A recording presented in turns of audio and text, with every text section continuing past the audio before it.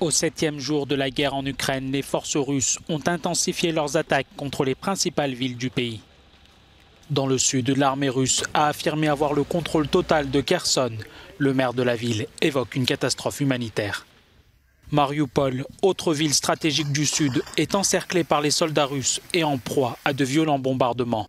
Selon le maire de la ville, il y aurait une centaine de personnes blessées.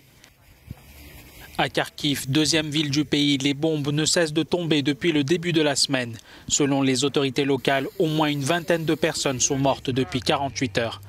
Ces dernières 24 heures, les frappes se sont abattues en plein centre sur des locaux de la police, un bâtiment d'université et même une école.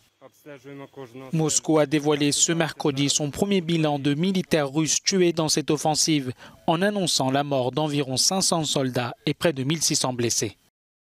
L'Ukraine n'a pas encore donné de chiffres actualisés pour ses pertes militaires, mais affirme qu'au moins 2000 civils sont morts.